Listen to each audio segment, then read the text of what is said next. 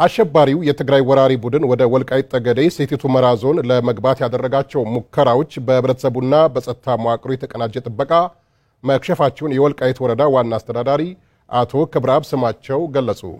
ወደፊት አሸባሪ ቡድኑ ወደ ወልቃይት ጠገዴ ሰቲት ሁመራ ዞን የመግባት ዕድል እንደማያገኝ ተገልጿል። ተስፋ ሞላ ተጨማሪ አለው። አሸባሪው የትግራይ ወራሪ ቡድን የወልቃይት ጠገዴ ሰቲት ሁመራን ለበርካታ ኢኮኖሚያዊና ፖለቲካዊ ጠቀሜታዎች አጥብቆ ይፈልጓል። በስልጣን መንበር ላይ በቆየባቸው 27 ዓመታት ጊዜ ውስጥም የአካባቢው ለመሬቶች የሚሰጡትን ጸጋዎች በገፍ ተጠቅሞበታል። የአካባቢው ነዋሪዎች በግድ አማራነታቸውን እንዲቀይሩ ለማድረግም ያልሞከረው ጫና አልነበረም። የወልቃይት ጠገዴ ሰቲት ሁመራ አማራዎችም በሽብርተኛው ቡድን የሚደርስባቸውን ህልቆ መሳፍርት የሌለው ግፍና በደል አንሸከምን ብለው በመታገል አሸባሪው ቡድን ከስልጣን እንዲወገድና የሀገራዊ ለውጡም እንዲመጣ ምክንያት ሆነዋል። አሁንም ወራሪው የትግራይ ሽብርተኛ ቡድን የወልቃይት ጠገዴ ሰቲት ሁመራን አካባቢ ለመቆጣጠር እልህ አስጨራሽ ትግሎችን እያደረገ ይገኛል። የወልቃይት ጠገዴ ህዝብ ግን አሸባሪው የትግራይ ወራሪ ቡድን ከዚህ ቀደም ያደረሰበትን የግፍ ጥግ ድጋሜ ማየት አይፈልግምና ታጥቆና ተደራጅቶ እየታገለ ይገኛል። የወፋር ግፍ ከተማ ነዋሪው አቶ አህመድዲን መንግስቴም ይህን እውነታ ነግረውናል። ህወሓት በአገራችን ባደረገው ጥፋት ግንባር ዘምተን ያው ወደኛም እንዳይሰርጎ እንዳይገባ እንዳይመጣ መኪናዬን ይዤ ግንባር ላይ ከርም ያለው ማለት ነው። አሁንም ግንባር ላይ ተሰልፈን ያለና ማንመረው ያውቃል።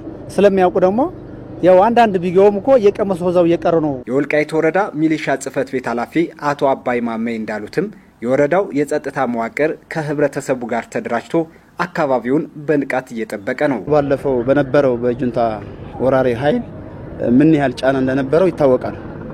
አሁን ግን ባለው ወቅታዊ ሁኔታ ተዘጋጅቶ ትጥቁን አማልቶ ጸጥታውን ደንበሩ እስከ ተከዜ ባለው አካባቢ እየጠበቀ ነው የሚገኘው።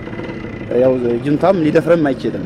ለቀጣይም ይገባል ብለን እናምንበት ነገር የለም። የተጠናከረ ኃይል ነው ያለው። ከዚህ ቀደም በርካታ ግፍና ጭቆና ያረፈበት የወልቃይት ጠገዴ ህዝብ አሸባሪው ቡድን ድጋሜ ወልቃይትን እንዳይረግጣት ከምን ጊዜውም በበለጠ መልኩ እየታገለ ነው ያሉት ደግሞ የወልቃይት ወረዳ ዋና አስተዳዳሪና የወልቃይት ጠገዴ ማንነት አስመላሽ ኮሚቴ የህዝብ ግንኙነት አቶ ክብራብ ስማቸው ናቸው። የህወሓት የነሙ ኢህአዴግ መንግስት የሚባል ኢትዮጵያ ውስጥ የተለያዩ ጭቆናዎች አድርጓል። እንደ ወልቃይት ጠገዴ ህዝብ ግን የተረገጠና የተገረፈ የተገደለ የለም። ለዚህ ደግሞ ለሁለተኛ ባርነት የወልቃይት ጠገዴ ህዝብ ለሁለተኛ ባርነት ራሱን አሳልፎ የሚሰጥበት ጊዜ አይኖርም።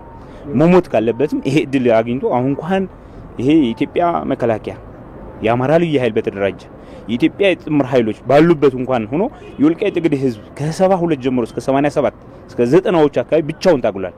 ለዚህ ደግሞ አሁን አጋጅ አግኝቶ ይያለ ደጋፊ አግኝቶ ይያለ ለምታገዝ ዝግጁ ነው። የወልቃይት ጠገዴ ሰቲት ሁመራ ዞን ነዋሪዎችም አሸባሪው ቡድን በሱዳንም ሆነ በሌሎች አካባቢዎች ሰርጎ ለመግባት የሚያደርገውን ጥረት ከወገን ጦር አባላት ጋር ተቀናጅተው በመታገል ላይ መሆናቸውን አቶ ክብራብ ገልጿል።